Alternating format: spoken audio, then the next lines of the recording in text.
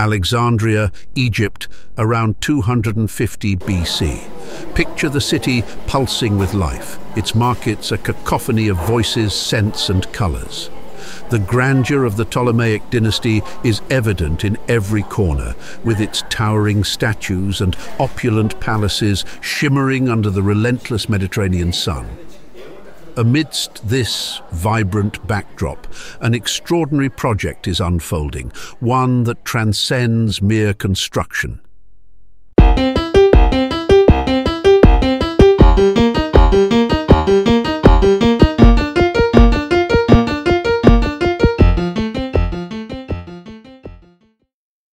Imagine a colossal structure rising majestically against the city skyline. This is no ordinary building. It's the Great Library of Alexandria, a temple to knowledge unlike anything the world has ever seen. The library isn't just a repository for scrolls, it's a monumental vision. Conceived by the Ptolemaic kings to make Alexandria the heartbeat of learning, it embodies an insatiable quest for understanding. As you walk through its grand halls, envision walls lined with shelves stretching high into the sky. Each scroll, some estimates suggest between 40,000 and 400,000 of them, a vessel brimming with wisdom, from the epic tales of Homer to the intricate studies of the stars. Scholars from across the Mediterranean, drawn by the allure of this intellectual haven, are here to contribute to a collective dream. Zenodotus of Ephesus, with his meticulous efforts to standardize Homer's works, paces the aisles, while Callimachus of Cyrene is buried in his monumental task of creating the Pinakes, an early attempt to catalogue this vast treasure trove. In another corner, Eratosthenes, with a chalkboard and a profound sense of curiosity, is calculating the Earth's circumference with astonishing precision. Nearby, Hero of Alexandria tinkers with his ingenious steam-powered contraptions, a marvel of early engineering. The library hums with the excitement of discovery, each scholar's ideas and innovations adding to its brilliance. Yet, the story of the library is not solely one of uninterrupted splendor. Imagine the first tremors of decline as political strife begins to shake the foundations of this great institution in 145 BC. Scholars, once drawn by the library's promise, find themselves displaced, their groundbreaking work suddenly at risk. In 48 BC, when a fierce conflagration ignited during Julius Caesar's civil war engulfs parts of this hallowed place, the roar of flames and the crackle of burning scrolls signify the library's grievous loss. Despite these calamities, the library endures, its light flickering through the Roman period even as support wanes and its influence slowly dims. But the dream of a universal repository of knowledge does not die with the library. Fast forward to the 18th century, and you can almost feel the echoes of Alexandria in the grand halls of Enlightenment Europe. Picture Denis Diderot and his fellow encyclopedists, driven by the same ambition, laboring to compile a new beacon of knowledge. Their work, much like that of the ancients, embodies a relentless pursuit of understanding, bridging the past with the present.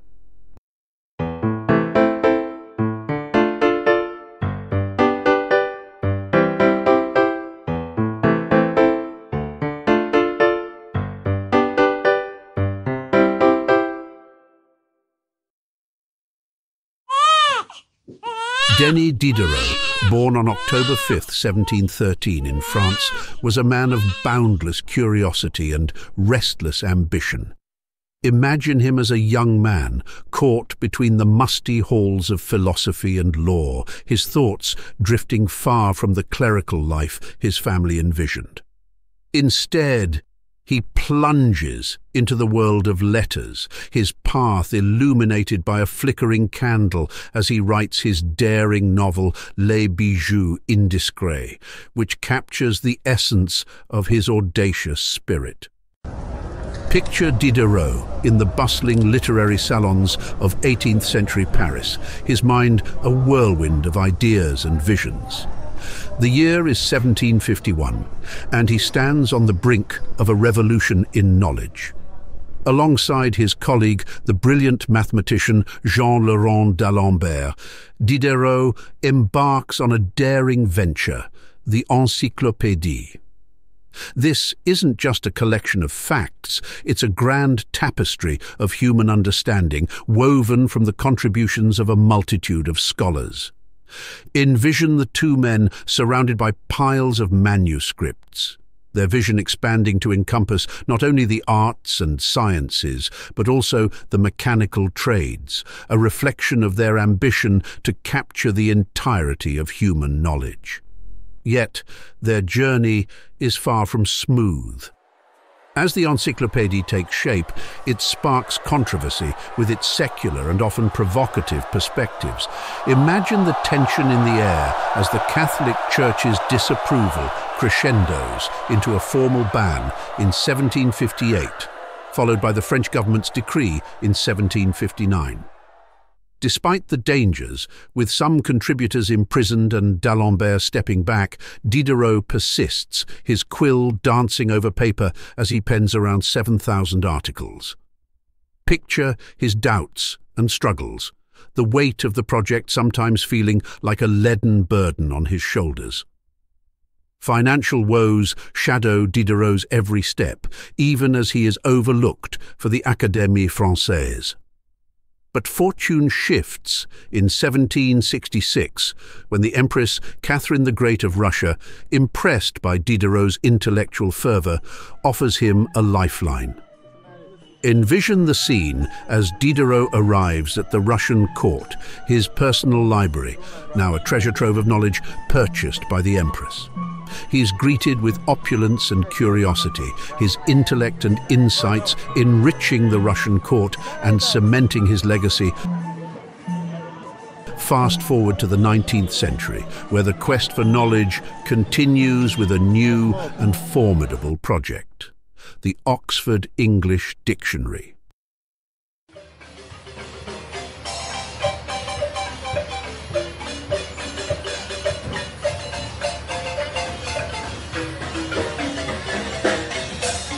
London, 1857. Picture a city in the midst of transformation, its streets alive with the hum of industry and the excitement of intellectual progress. On Guy Fawkes Day, amidst the smoke of bonfires and the crackle of fireworks, a different kind of spark is about to ignite. Richard Trench, a distinguished scholar with a visionary mind, stands before a captivated audience at the London Library. His speech, delivered with fervour and conviction, is more than mere oratory. It is a call to action. Trench's vision is bold and ambitious. He dreams of a dictionary unlike any other, one that would chronicle the entire breadth of the English language, its history, its evolution, and its every nuance. Imagine the audience, their faces illuminated by the flickering light of the library's chandeliers, hanging on Trench's every word. The idea of documenting every word in the English language, tracing its journey through time, is revolutionary. The project, initially known as a New English Dictionary on Historical Principles, is conceived as a monumental task that promises to reshape the understanding of English. The endeavour begins in earnest, but the path is long and winding. Picture the meticulous work of the early lexicographers, their days spent poring over ancient texts, literary works and newspapers, gathering quotations and analysing word usage. The dictionary is not merely a collection of definitions, it's a living history of the language, capturing its evolution from its earliest forms to contemporary expressions.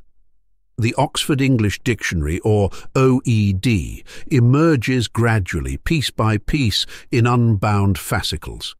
Envision the excitement and anticipation as each new section is published, building towards a comprehensive resource.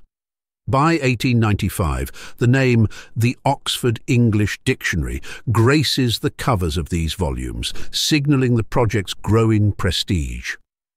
After decades of tireless effort, the full dictionary is presented in 10 bound volumes in 1928, a testament to the dedication and scholarly rigor of its creators. What truly sets the OED apart is its collaborative spirit, echoing the collective effort seen in earlier projects like the Encyclopédistes. Trench understood that such an ambitious undertaking required the work of many. Thousands of volunteers, driven by a shared passion for language and knowledge, contributed their time and expertise. Imagine these volunteers scattered across the globe, tirelessly sifting through texts and offering their insights, all united by a common goal. As Simon Winchester aptly notes, the undertaking of the scheme was beyond the ability of any one man. To peruse all of English literature and the most literate of newspapers and journals required the combined action of many.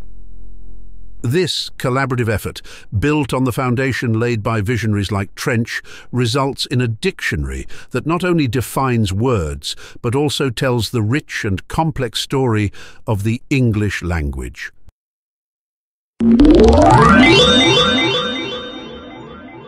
Advances in technology have always revolutionized how we access and share knowledge. While early encyclopedias were bound volumes, the late 20th century saw the rise of digital formats.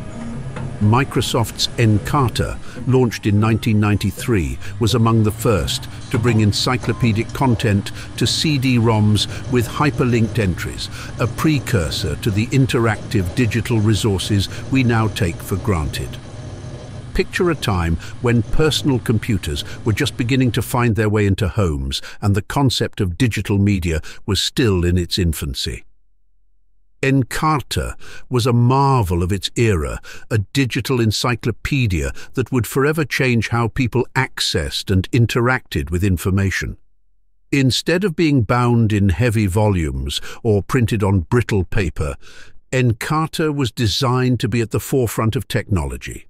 Envision a sleek CD-ROM, soon followed by a DVD that held the promise of a comprehensive library right on your computer screen. Encarta was more than just a digital version of traditional encyclopedias. It was a vibrant, interactive experience. Its initial release was nothing short of revolutionary.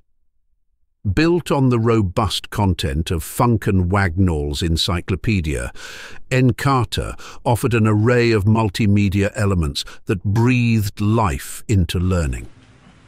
Imagine scrolling through thousands of articles, not just filled with text, but accompanied by vivid photos, detailed illustrations, engaging music clips, and informative videos. It was like having a personal library that could not only provide information, but also enrich it with interactive features. Picture exploring interactive timelines, delving into dynamic maps, or using homework tools designed to make learning engaging and accessible. By 2008, Encarta had evolved into an expansive treasure trove of knowledge. The premium version boasted over 62,000 articles, each enhanced with a vast array of multimedia resources. The concept of a digital encyclopedia was not merely about converting printed material into a digital format. It was about revolutionizing how information was presented and consumed. Users could now take virtual 3D tours of ancient landmarks, explore interactive maps, and engage with content in ways that went beyond static text. Encarta also demonstrated the power of localization.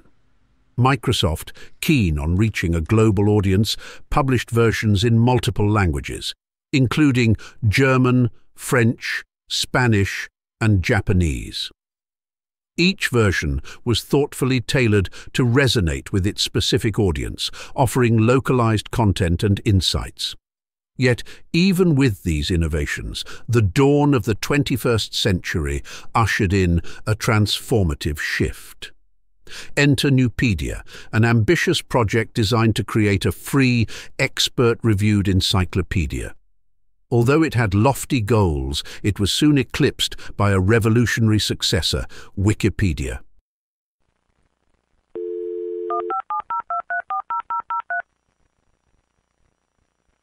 In the late 1990s, the digital landscape was on the cusp of transformation, and a new idea was brewing that would soon revolutionize the way we access information. Picture the excitement and anticipation of a world where the internet was beginning to reshape our understanding of knowledge. Amidst this technological upheaval, two visionaries, Jimmy Wales and Larry Sanger, embarked on a daring venture. In October 1999, they founded Nupedia, a bold project designed to craft a free, high-quality, online encyclopedia. Imagine the scene. A group of passionate experts huddled around their computers, working to build an encyclopedia grounded in meticulous research and rigorous standards. Nupedia aimed to uphold the highest academic standards, with a complex 7-step review process ensuring the accuracy and quality of each article. It was a grand vision, yet one marked by a slow and cumbersome approval process. Despite its lofty goals, Nupedia published only 24 articles before its eventual closure in September 2003, a testament to the challenges of its rigorous but slow approach. Just as Nupedia was grappling with its constraints, a new and revolutionary concept was taking shape. On January 15, 2001, Wales and Sanger launched Wikipedia, a radical departure from traditional encyclopedic models. Imagine the buzz in the digital world as Wikipedia burst onto the scene, embracing an open wiki-based format. Instead of a lengthy approval process, Wikipedia welcomed anyone with knowledge or curiosity to contribute and edit content directly. In its first month, Wikipedia's pages were already filled with 200 articles, a far cry from the 21 articles Nupedia had achieved in its first year. By its first anniversary, Wikipedia had amassed an impressive 18,000 articles. Picture the rapid growth as individuals from around the globe added their expertise, corrected errors, and built upon each other's work. Wikipedia tapped into a vast network of volunteers known as Wikipedians, creating a collaborative hive of knowledge that evolved at an astonishing pace. Wikipedia's rise was meteoric. The open model allowed for an explosion of content, and by April 2024, Wikipedia's English edition alone boasted nearly 6.9 million articles. Across more than 300 languages, the encyclopedia had grown to an astounding 63 million articles.